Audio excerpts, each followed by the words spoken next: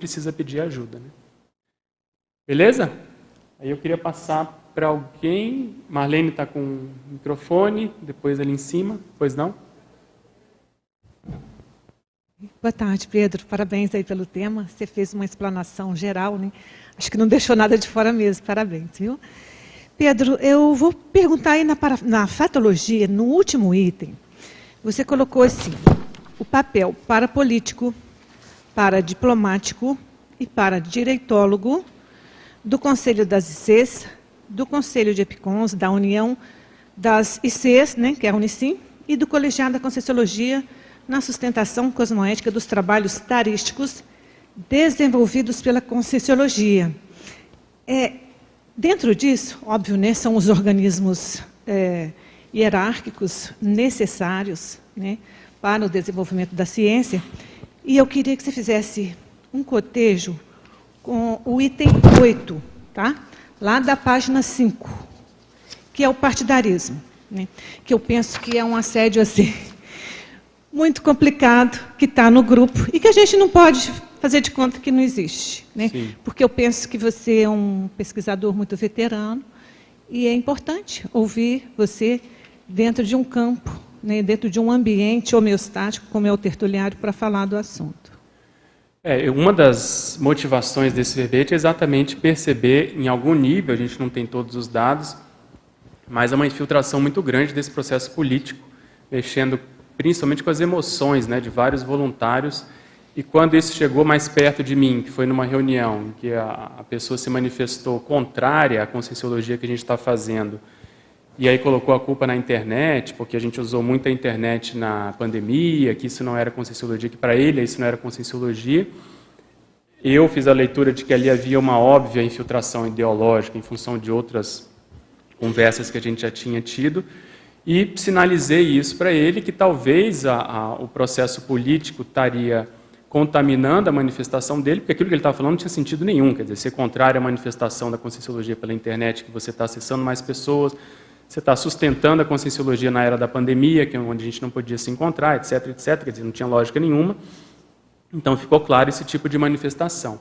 Então eu penso como colegiado que essa chamada lucidez para mim é bem dentro desse contexto, quer dizer, o que falta, eu vejo, é discernimento para a pessoa saber apoiar, ser a favor, ter as suas posições políticas, e quando ela vira vamos dizer assim, um fã, o processo emocional toma conta e ela vai virar aí do próprio partido e vai fazer coisas que a gente está vendo absurdas acontecerem. Então esse holopensene, acho que a gente tem que ser contra. As pessoas às vezes usam o próprio professor Valdo, trechos de tertúlia do professor Valdo descontextualizados. Quer dizer, quem conviveu com o Valdo sabe que ele apoiava aquilo que ele achava bom e ele criticava a mesma pessoa que ele achava bom, quer dizer, ele não era do partido daquela pessoa, porque eu estou batendo palma aqui para ele, então vou fechar os olhos para os trafares dessa pessoa, desse partido, dessa condição, seja ele qual for.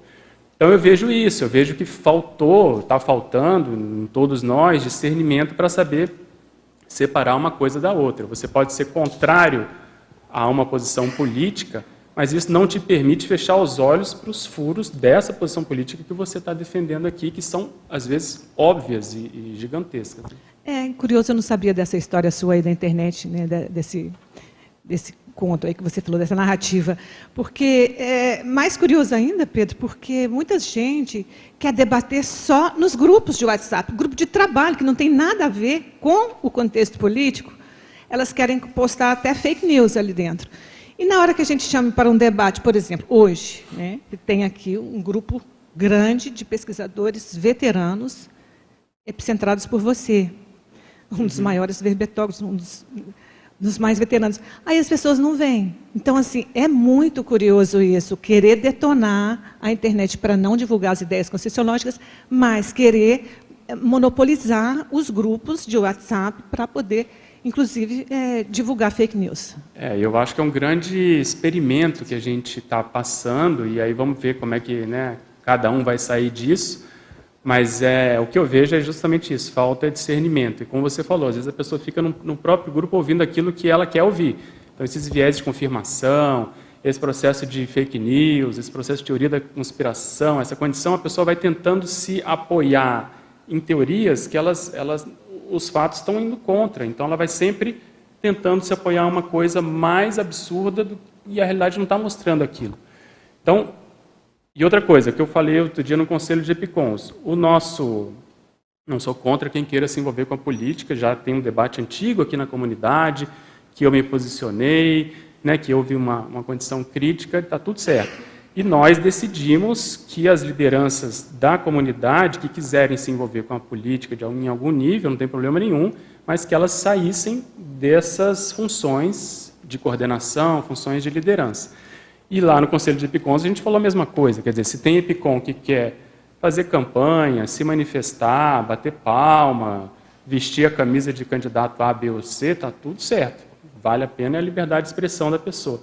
Mas o nosso trabalho hoje, pelo menos eu entendo assim, é defender a conscienciologia que vai ficar além desses candidatos todos, dessa política toda. Mas tem gente que não concorda e está tudo certo. A pessoa acha que o trabalho maior dela é defender o Brasil, que é um bem maior, está tudo bem. Só não dá para misturar as condições, pelo menos essa é a minha opinião. Obrigada, Pedro.